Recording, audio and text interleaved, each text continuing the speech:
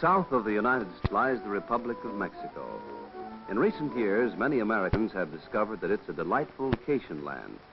Their visits, however, are usually confined. The northwestern is a relatively unknown land to most Americans.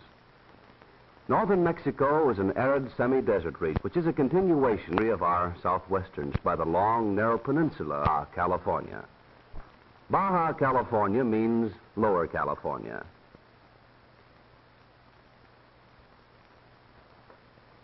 It is well named since actually an extension of the mountain ranges of our own California coast.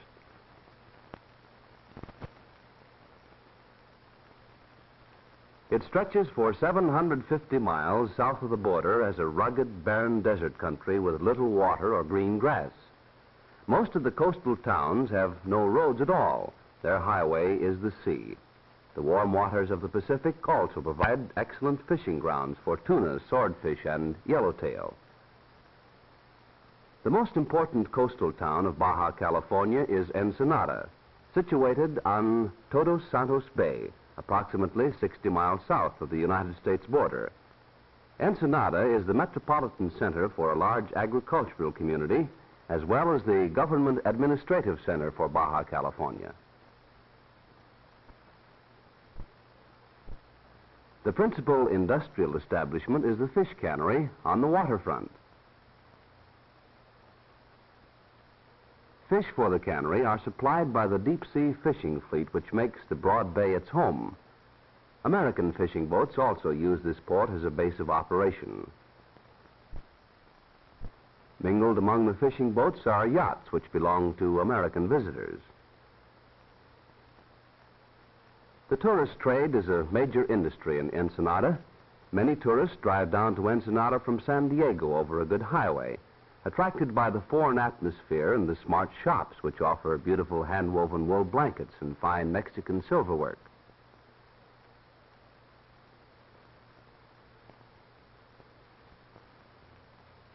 For those who wish to spend a weekend or a vacation here, Ensenada offers luxurious resort accommodations such as this palatial seaside hotel.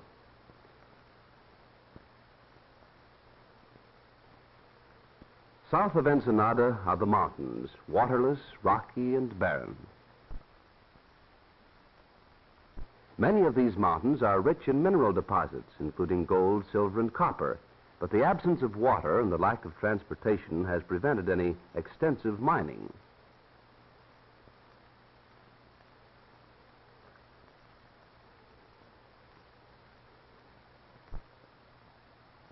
Nestled in among the rocky peaks are a few sheltered valleys, such as this one at Santa Tomas, where deep wells and irrigation bring out the wonderful fertility of the desert soil. Under the watchful eyes of men whose knowledge of grape growing has been handed down for generations, these vineyards produce magnificent purpose. From these grapes are made fine wines, which are famous throughout Mexico and the United States. 350 miles south of the American border is Turtle Bay. Here in the little town of San Bartolomeo is located a lobster and abalone cannery. Lobsters are caught in wooden traps set in the little coves along the rocky coast.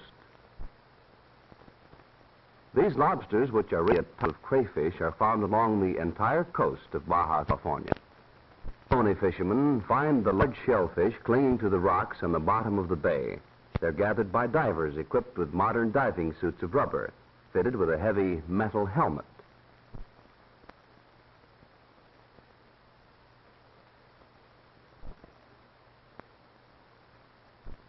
The water here is about 20 feet deep, but it's so clean that the diver can easily see to work.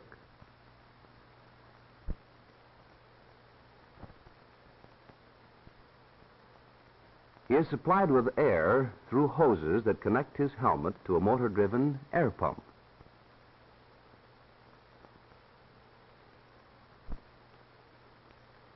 The diver puts the abalone into a net, which is pulled up by the men in the boat.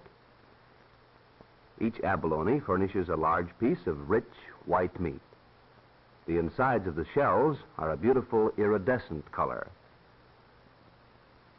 150 miles below Turtle Bay is the great harbor of Magdalena Bay. This is reputed to be the finest natural harbor on the Pacific coast, but the lack of fresh water has prevented its commercial development.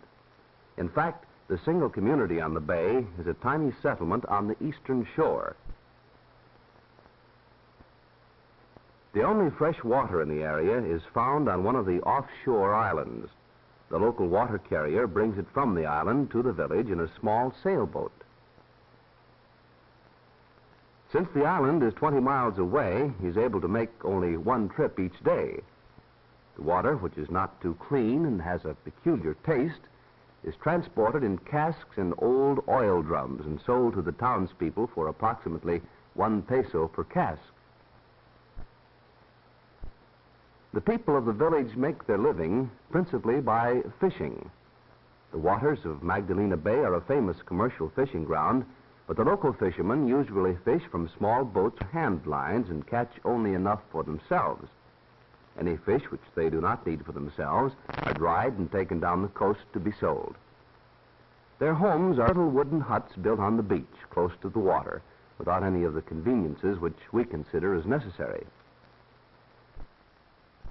Because fresh water is so limited and expensive, the laundry is usually done with salt water, sometimes in wooden tubs and sometimes directly in the ocean. Lumber also is scarce, and the houses are built largely from driftwood and planks salvaged from shipwrecked vessels. Between fishing trips, there's little to do, and the men spend many pleasant hours sitting in the warm sun playing dominoes, which is one of the most popular games in Mexico. Even in such a small village, the school is an important place. It's just a one-room schoolhouse, and all grades have the same teacher.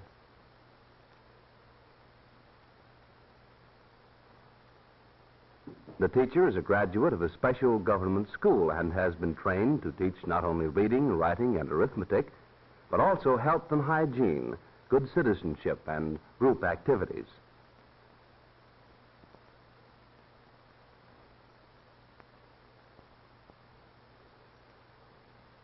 During the morning recess, the whole school chooses up sides and plays baseball. Baseball is as much a national game in Mexico as it is in the United States. At the tip of Baja California is Cape San Lucas and the town of San Lucas. Here there is a little more rain, and the desert gives way to a country which supports a sparse vegetation of mesquite and hardy shrubs. Most of the rain falls during the late summer and early fall. Because of the long, dry months between rains, the trees are small and scattered. There's a fish cannery at San Lucas, and most of the people are either fishermen or work in the cannery.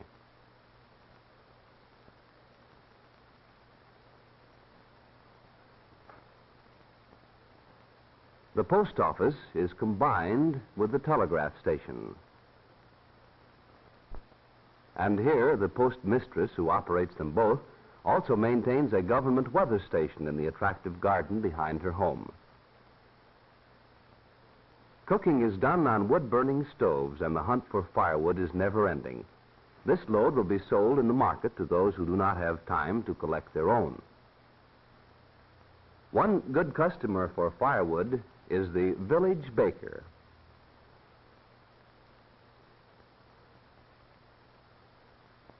The little sweet cakes which he's making in his outdoor oven will be offered for sale in the general store. Water for the town is obtained from shallow public wells located near the dry riverbed.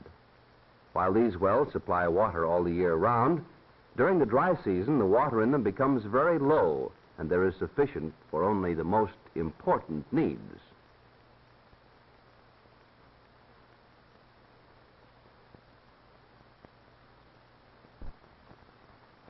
At San Lucas, automobiles again make their reappearance. This old car is used to bring vegetables into town from the nearby farming community of San Jose. The townspeople are trading dried fish to the farmers in exchange for the vegetables.